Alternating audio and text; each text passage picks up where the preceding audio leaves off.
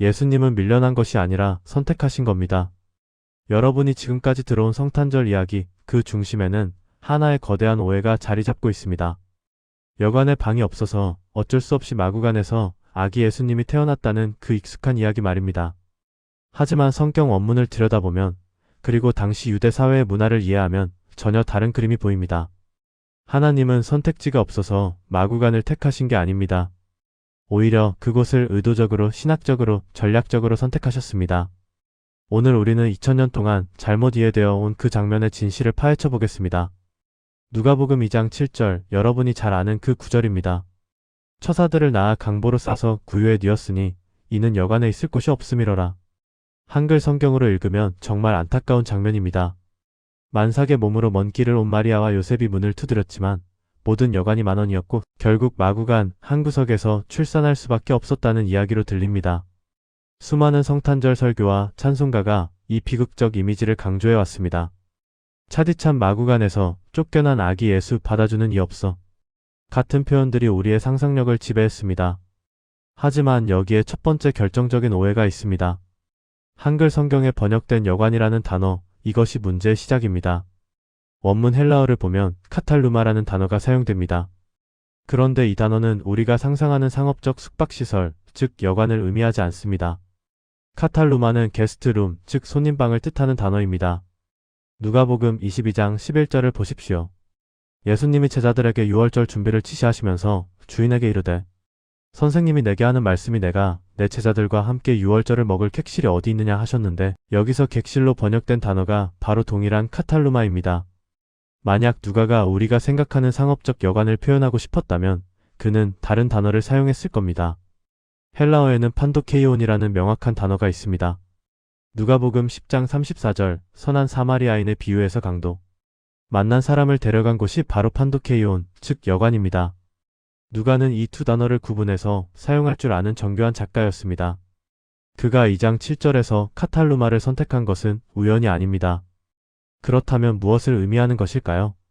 1세기 팔레스타인의 일반적인 유대 가정 구조를 이해해야 합니다.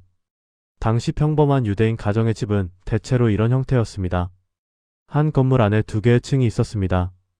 약간 높은 곳에 가족들이 먹고 자는 생활 공간이 있었고, 낮은 곳에는 가축들을 보호하는 공간이 있었습니다.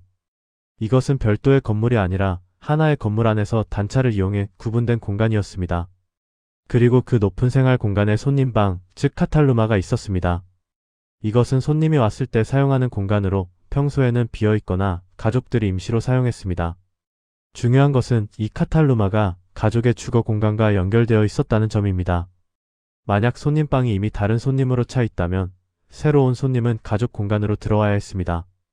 그리고 그 가족 공간은 낮은 곳, 즉 가축이 있는 공간과 연결되어 있었습니다. 누가복음이 전하는 장면을 다시 구성해 보겠습니다. 요셉과 마리아는 베들레헴에 도착했습니다. 요셉은 다윗의 자손이었고 베들레헴은 다윗의 고향입니다. 이것은 호적 등록을 위한 여행이었으므로 요셉에게는 이곳에 친척이 있었을 가능성이 큽니다. 그들은 낯선 여관을 찾아다닌 것이 아니라 친척 집으로 갔을 것입니다.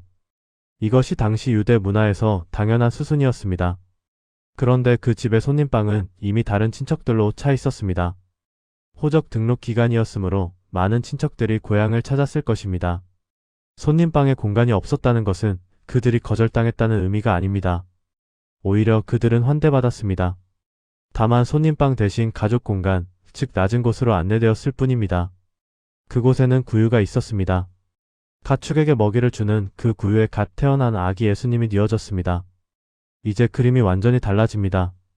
예수님은 버림받은 것이 아닙니다. 오히려 그는 전형적인 유대 가정의 가장 평범한 공간에서 태어나셨습니다.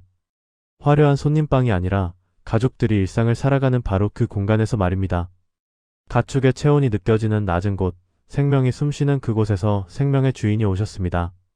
하지만 질문은 여전히 남습니다. 왜 하나님은 이런 방식을 선택하셨을까요?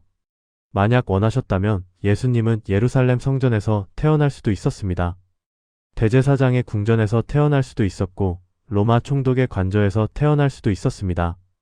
심지어 구약의 많은 중요한 인물들은 극적인 출생 이야기를 가지고 있습니다. 모세는 왕궁에서 자랐고 사무엘은 성전에서 봉사했으며 다윗은 기름 부음을 받으며 왕으로 선택되었습니다. 그런데 예수님은 구유에 뉘어졌습니다. 이것은 단순한 우연이나 불운이 아닙니다. 이것은 하나님의 신학적 선언입니다. 빌립보서 2장 6절에서 8절 바울은 이렇게 설명합니다.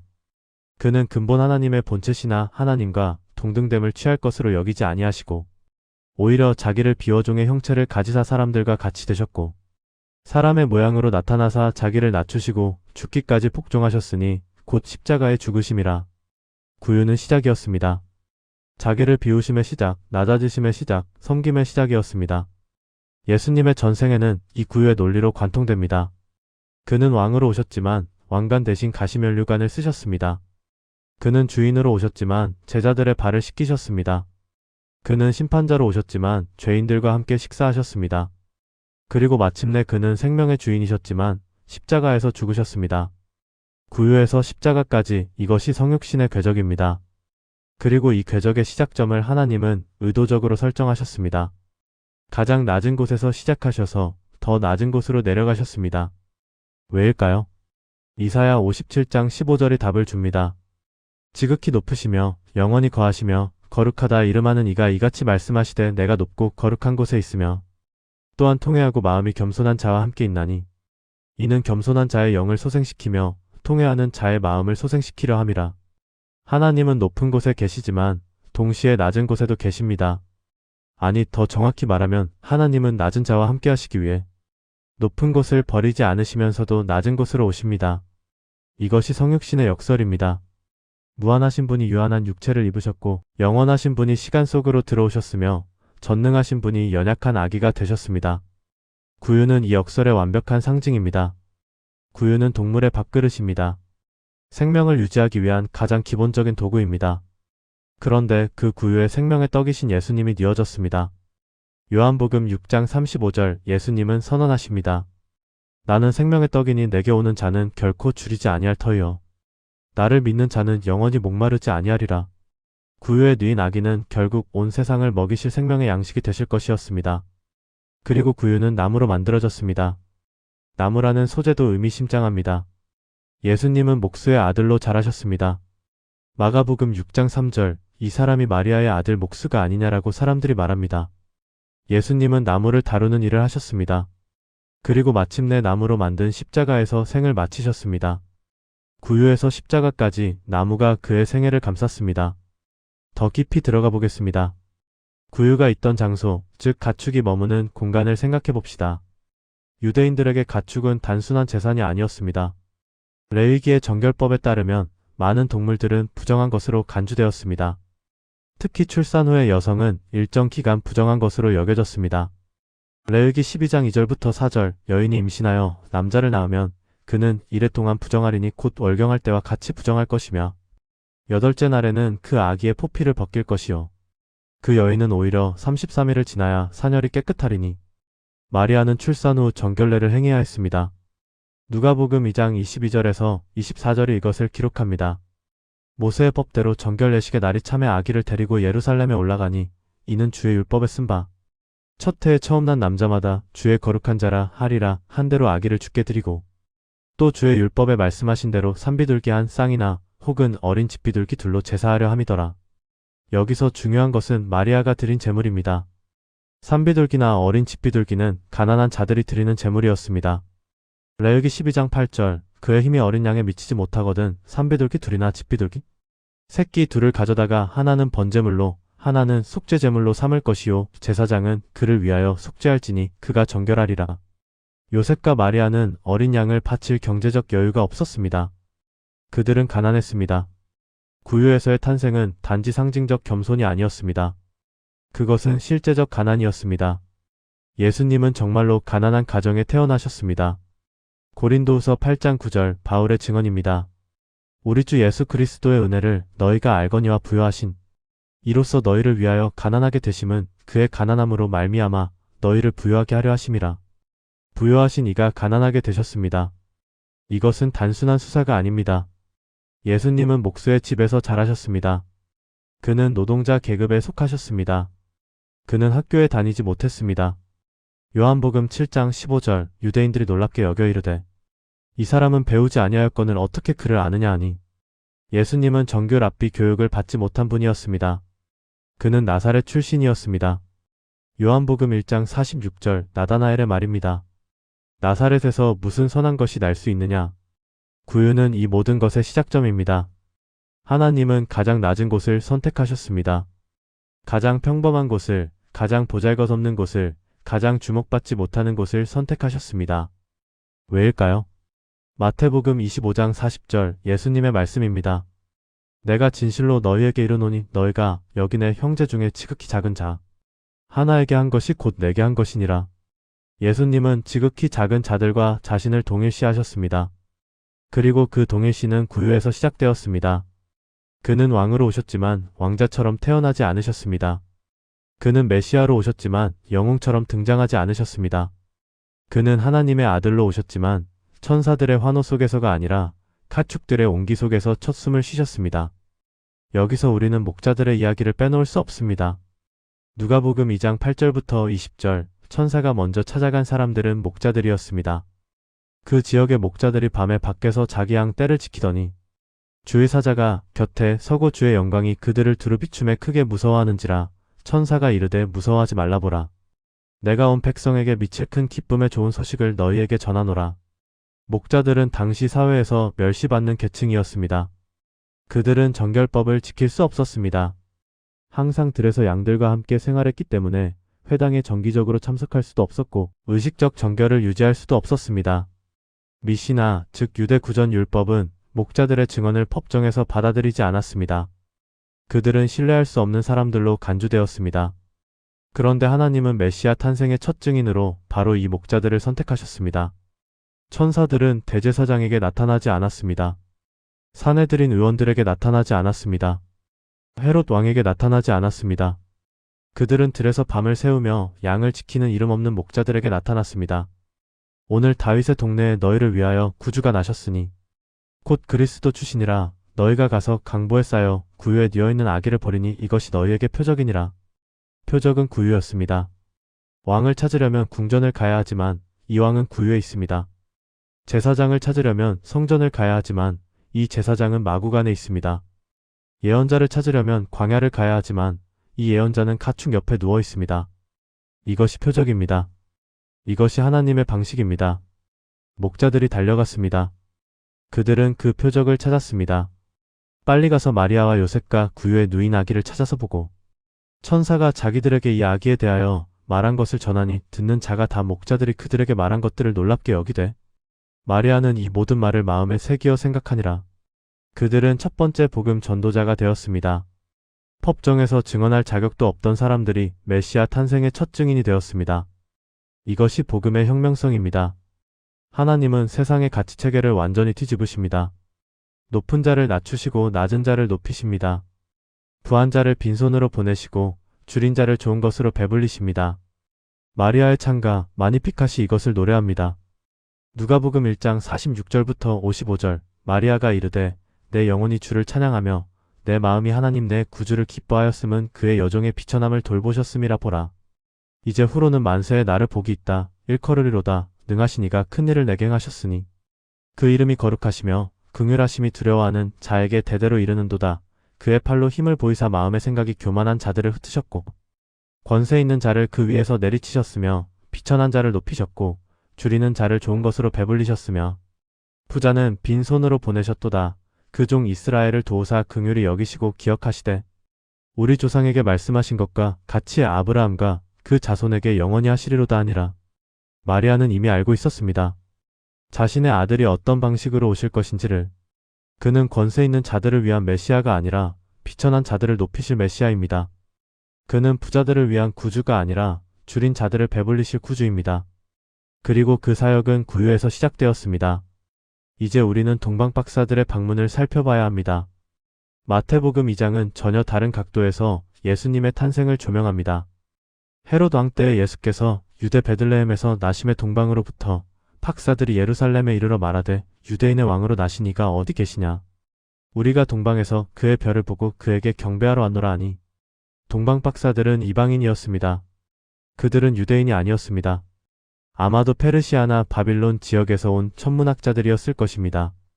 그들은 별을 연구하던 중 특별한 천체 현상을 발견했고 그것이 유대인의 왕 탄생을 의미한다고 해석했습니다. 그들은 먼 길을 여행했습니다.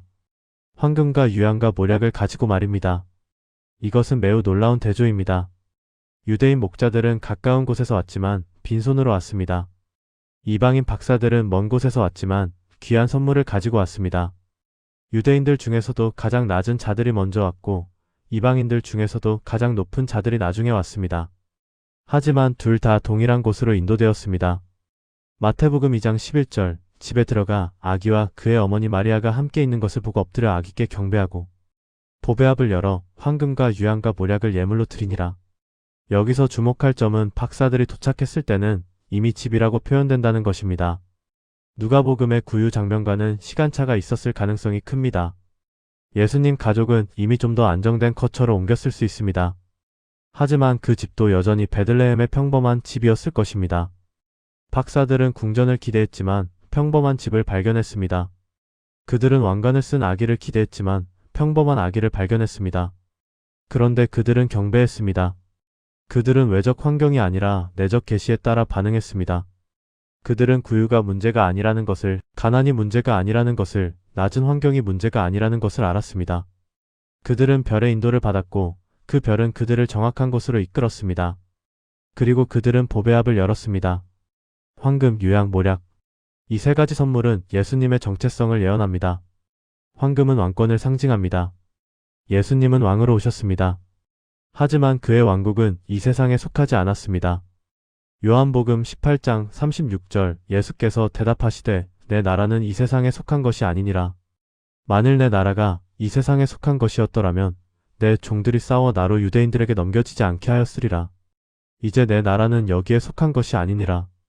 유향은 제사장직을 상징합니다. 유향은 성전에서 향으로 사용되었습니다. 출애굽기 30장 34절부터 38절 거룩한 향을 만드는 법이 나옵니다. 여호와께서 모세에게 이르시되 너는 수압향과 나감향과 풍자향의 향품과 유향을 가져다가 그 분량을 동일하게 하고 그것으로 향을 만들되 향 만드는 법대로 만들고 그것에 소금을 쳐서 성결하게 하고 예수님은 대제사장으로 오셨습니다. 히브리서 4장 14절부터 15절 그러므로 우리에게 큰 대제사장이 계시니 승천하신 이 곧 하나님의 아들 예수시라. 우리가 믿는 도리를 굳게 잡을지어다. 우리에게 있는 대제사장은 우리의 연약함을 동정하지 못하시리가 아니요 모든 일에 우리와 똑같이 시험을 받으신 이로되 죄는 없으시니라. 그리고 모략, 이것은 장례를 상징합니다. 모략은 시신에 바르는 향료였습니다. 요한복음 19장 39절부터 40절 일찍이 예수께 밤에 찾아왔던 니고데모도 모략과 침향 섞은 것을 100리트라쯤 가지고 온지라. 이에 예수의 시체를 가져다가 유대인의 장례법대로 그 향품과 함께 세마포로 쌌더라. 박사들이 가져온 모략은 이미 예수님의 죽음을 예고하고 있었습니다. 그는 죽기 위해 오셨습니다. 그의 생명은 많은 사람을 위한 대속물이 될 것이었습니다. 왕이면서 제사장이고 제사장이면서 희생제물인 분. 이것이 구유에 누인 아기의 정체입니다. 박사들은 이것을 몰랐을지 모릅니다. 그들은 단지 왕을 경배하러 왔습니다.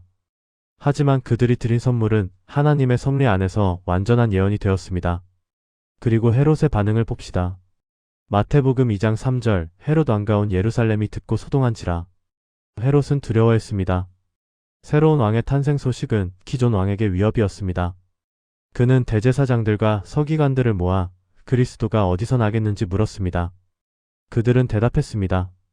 유대 베들레헴이 오니 이는 선지자로 이렇게 기록된 바 미가 5장 2절의 예언을 인용하며 말입니다. 헤롯은 박사들을 비밀리에 불러 별이 나타난 때를 자세히 알아보고 그들을 베들레헴으로 보내며 말했습니다. 가서 아기에 대하여 자세히 알아보고 찾거든 내게 구하여 나도 가서 그에게 경배하게 하라. 하지만 그의 의도는 경배가 아니라 살해였습니다. 박사들이 다른 길로 돌아가자 헤롯은 베들레헴과 그 모든 지경 안에 있는 사내 아이를 2살부터 그 아래로 다 죽였습니다. 예수님의 탄생은 곧 죽음의 그림자를 동반했습니다. 무고한 아이들이 그의 대신 죽었습니다. 마태복음 2장 18절 라마에서 슬퍼하며 크게 통곡하는 소리가 들리니 라헬이 그 자식을 위하여 애곡하는 것이라. 그가 자식이 없으므로 위로받기를 거절하였도다 하였느니라. 예레미야 31장 15절의 예언이 성취되었습니다.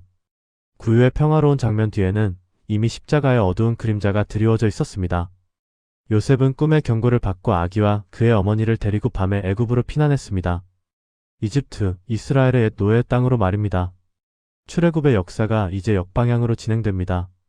이스라엘 백성은 애굽에서 나왔지만 이스라엘의 왕은 애굽으로 들어갑니다. 호세아 11장 1절의 예언이 성취됩니다. 내가 애굽에서 내 아들을 불렀다. 구유에서 시작된 이야기는 이렇게 복잡하게 전개됩니다. 겸손과 폭력, 경배와 살해, 평화와 피난이 뒤섞입니다. 이것이 성육신의 현실입니다. 예수님은 평화의 왕으로 오셨지만 그의 탄생은 즉각 폭력을 촉발했습니다. 그는 생명을 주러 오셨지만 그의 존재는 죽음을 불러왔습니다. 이것은 모순일까요? 아닙니다. 이것은 빛이 어둠 속에 들어올 때 필연적으로 일어나는 충돌입니다. 요한복음 1장 5절, 빛이 어둠에 비치되 어둠이 깨닫지 못하더라. 헬라어 원문에서 깨닫지 못하다로 번역된 단어 카탈란바노는 두 가지 의미를 가집니다. 이해하지 못하다와 정복하지 못하다입니다. 어둠은 빛을 이해하지도 못하고 빛을 정복하지도 못합니다. 헤롯은 아기 예수를 죽이려 했지만 실패했습니다. 어둠은 빛을 이길 수 없습니다. 구유는 이 모든 이야기의 출발점입니다. 낮은 곳에서 시작된 빛이 결국 온 세상을 비출 것입니다. 가난한 곳에서 태어난 왕이 결국 모든 왕의 왕이 되실 것입니다. 연약한 아기로 오신 하나님이 결국 사망과 음부의 권세를 깨뜨리실 것입니다. 누가는 왜 이 이야기를 기록했을까요? 그는 이방인 독자들을 위해 복음서를 썼습니다. 데오빌로라는 이름의 고위 관리를 위해 정확하고 순서대로 기록했습니다. 누가복음 1장 3절부터 4절, 그 모든 일을 근원부터 자세히 미루어 살핀 나도 하나님의 뜻에 따라 차례대로 당신에게 써 보내는 것이 좋은 줄 알았노니 이는 당신으로 그 배운 바의 확실함을 알게 하려 함이로라. 누가는 확실함을 전하고 싶었습니다. 그가 전한 확실함은 무엇입니까? 하나님은 가장 낮은 곳에 오신다는 것, 하나님은 가난한 자들의 편이시라는 것, 하나님은 버림받은 자들을 찾으신다는 것입니다. 구유의 이야기는 단지 감동적인 성탄절 이야기가 아닙니다. 그것은 하나님의 성품에 대한 신학적 선언입니다. 시편 113편 5절부터 9절을 읽어봅시다. 우리 하나님 여호와와 같은 이가 누구리요 높은 곳에 앉으셨으나 스스로 낮추사 천지를 굽어 살피시고 가난한 자를 먼지 더미에서 일으키시며 궁핍한 자를 거름 무더기에서 들어세워 지도자들 곧 그의 백성의 지도자들과 함께 세우시며 또 임신하지 못하던 여자를 집에 살게 하사 자녀를 낳은 즐거운 어머니가 되게 하시는도다. 할렐루야. 이것이 구약의 증언입니다. 그리고 구유는 이 증언의 신약적 성취입니다. 예수님은 자신의 사역을 시작하실 때 이사야 61장을 인용하셨습니다. 누가복음 4장 18절부터 19절, 주의 성령이 내게 임하셨으니 이는 가난한 자에게 복음을 전하게 하시려고 내게 기름을 부으시고 나를 보내사 포로된 자에게 자유를, 눈먼 자에게 다시 보게 함을 전파하며 눌린 자를 자유롭게 하고 주의 은혜의 해를 전파하게 하려 하심이라 하였더라. 그리고 말씀하셨습니다. 이 글이 오늘 너희 귀에 응하였느니라. 구유에서 시작된 사역이 여기서 선언됩니다. 가난한 자, 포로된 자, 눈먼 자, 눌린 자. 이들이 예수님의 타깃 청중입니다. 왜일까요? 그들이 더 의로워서가 아닙니다. 그들이 더 노력해서도 아닙니다. 단지 그들이 가장 필요한 자들이기 때문입니다. 의사는 건강한 자에게 필요하지 않고 병든 자에게 필요합니다. 마가복음 2장 17절, 예수께서 들으시고 그들에게 이르시되 건강한 자에게는 의사가 쓸데없고 병든 자에게라야 쓸데있느니라. 나는 의인을 부르러 온 것이 아니요 죄인을 부르러 왔노라 하시니라. 구유는 병원입니다. 상처 입은 인류를 치료하기 위해 대의사가 오신 곳입니다. 구유는 법정입니다. 죄인들을 변호하기 위해 변호인이 오신 곳입니다. 구유는 전장입니다. 사탄과 죽음과 죄를 대적하기 위해 전사가 오신 곳입니다. 하지만 그 병원과 법정과 전장은 왕궁이 아니라 마구간이었습니다. 우리는 여기서 중요한 질문을 던져야 합니다. 하나님은 왜 이런 방식을 선택하셨을까요? 전능하신 하나님이라면 다른 방법도 얼마든지 있었을 것입니다. 하늘에서 불이 내려와 모든 악을 태워버릴 수도 있었습니다. 천사들의 군대를 보내 로마 제국을 정복할 수도 있었습니다. 기적과 이적으로 모든 사람을 굴복시킬 수도 있었습니다. 하지만 하나님은 가장 연약한 방법을 선택하셨습니다. 아기로 오셨습니다. 고린도전서 1장 25절, 하나님의 어리석음이 사람보다 지혜롭고 하나님의 약함이 사람보다 강하니라. 구유의 탄생은 하나님의 어리석음입니다. 십자가의 죽음은 하나님의 약함입니다. 하지만 이 어리석음이 세상의 모든 지혜보다 지혜롭고 이 약함이 세상의 모든 힘보다 강합니다. 왜일까요? 힘으로는 사람의 마음을 바꿀 수 없기 때문입니다. 기적으로는 사람을 변화시킬 수 없기 때문입니다. 오직 사랑만이, 오직 희생만이, 오직 자기를 비우심만이 사람의 마음을 녹일 수 있습니다. 하나님은 우리를 정복하러 오신 것이 아니라 우리를 사랑하러 오셨습니다. 그리고 사랑의 본질은 낮아짐입니다.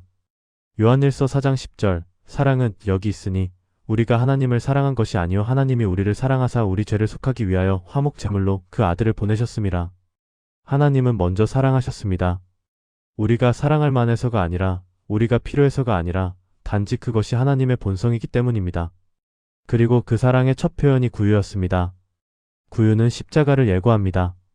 낮은 곳에서 태어나신 분이 더 낮은 곳, 죽음의 자리로 내려가실 것입니다.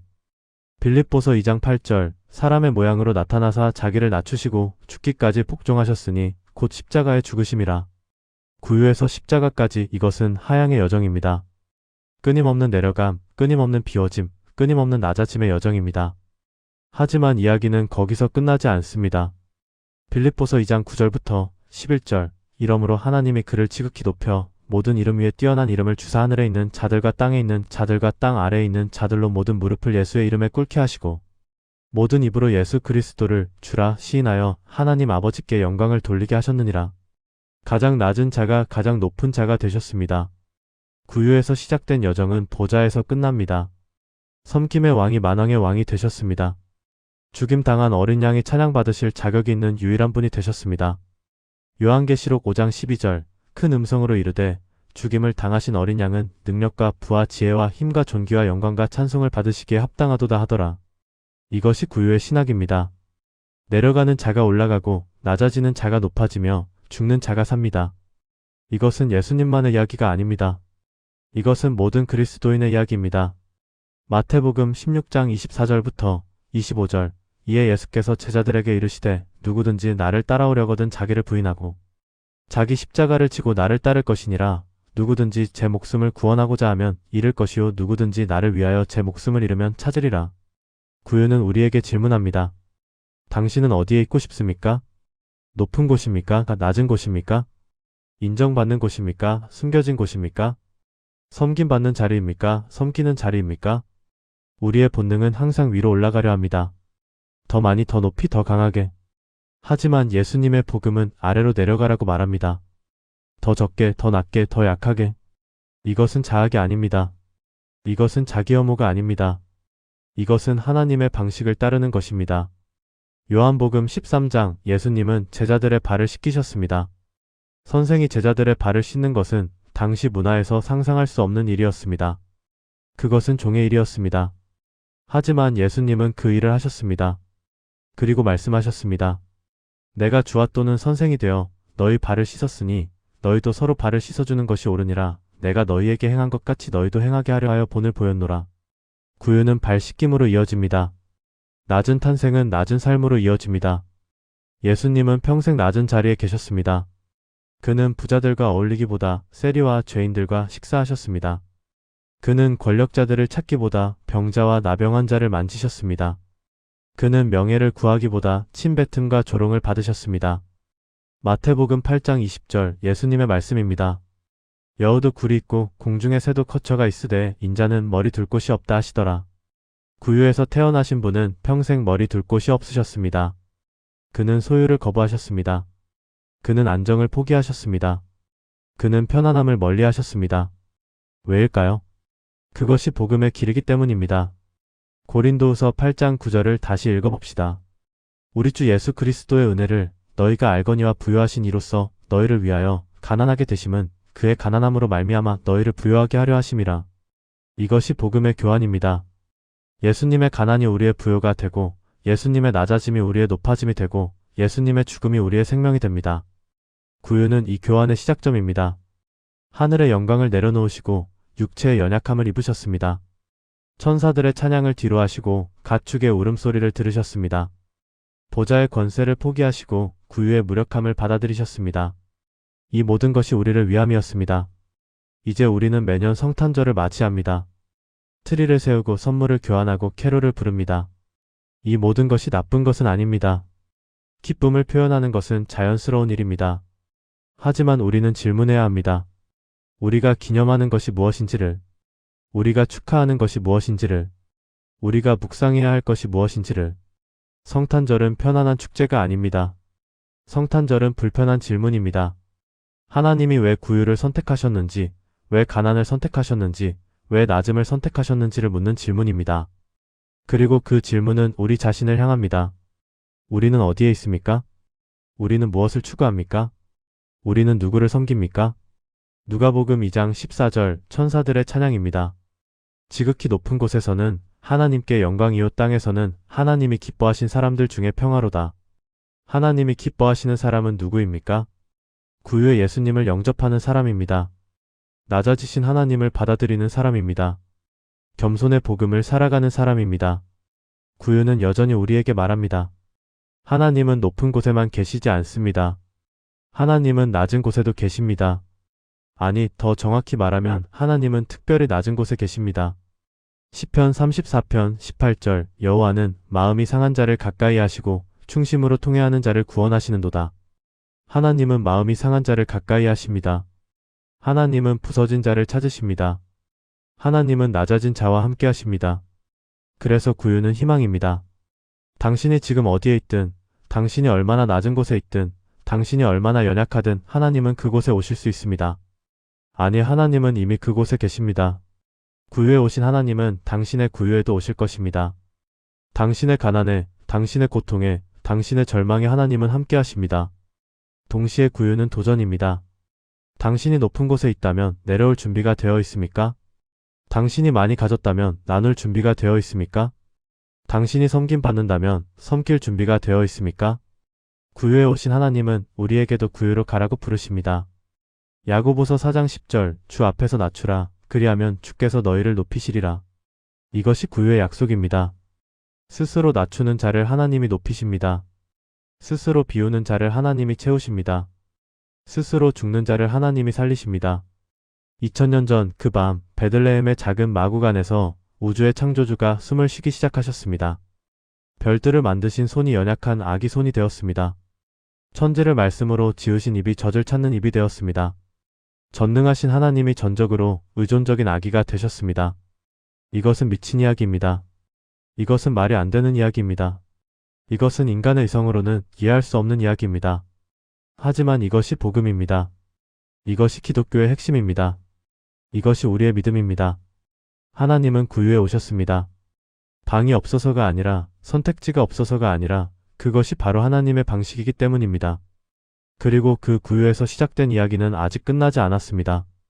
구유에서 태어난 아기는 자라서 청년이 되었고, 사역자가 되었고, 교사가 되었고, 치유자가 되었고, 마침내 희생양이 되었습니다. 그는 죽으셨고 묻히셨고 부활하셨습니다. 그리고 지금 그는 살아계십니다.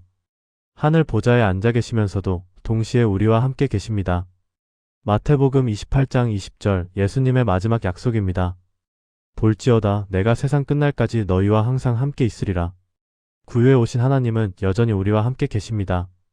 그는 떠나지 않으셨습니다. 그는 포기하지 않으셨습니다. 그는 끝까지 함께 하실 것입니다. 이것이 우리가 성탄절마다 기억해야 할 진리입니다. 구유는 과거의 사건이 아니라 현재의 현실입니다. 하나님은 지금도 낮은 곳으로 오십니다. 하나님은 지금도 연약한 자와 함께 하십니다. 하나님은 지금도 구유 같은 우리 삶에 들어오기를 원하십니다. 당신의 구유는 무엇입니까? 당신의 낮은 곳은 어디입니까? 당신이 부끄러워하는 그곳, 당신이 숨기고 싶은 그곳, 당신이 아무도 보지 않기를 바라는 그곳이 바로 하나님이 오시기를 원하시는 곳입니다. 그곳을 여십시오. 그곳에 하나님을 초대하십시오. 구유에 오신 하나님은 당신의 구유에도 기꺼이 오실 것입니다. 그리고 기억하십시오. 예수님은 밀려난 것이 아닙니다. 예수님은 선택하신 것입니다. 하나님은 의도적으로 구유를 택하셨습니다. 신학적으로, 전략적으로, 사랑으로 구유를 선택하셨습니다. 그리고 그 구유에서 온 세상의 구원이 시작되었습니다. 올해 성탄절, 화려한 장식과 풍성한 선물 사이에서 잠시 멈추십시오. 그리고 물으십시오. 내가 진정 축하하는 것이 무엇인지를, 내가 기념하는 것이 무엇인지를, 내가 받아들여야 할 도전이 무엇인지를. 구유는 여전히 우리에게 질문합니다. 그리고 우리의 대답을 기다립니다. 이 영상이 도움이 되셨다면 구독 버튼과 좋아요 버튼을 눌러주세요. 여러분의 작은 클릭이 더 많은 사람들에게 복음의 진리를 전하는 데 큰 힘이 됩니다. 댓글로 여러분의 생각도 나눠주시면 감사하겠습니다. 다음 영상에서 또 만나겠습니다. 감사합니다.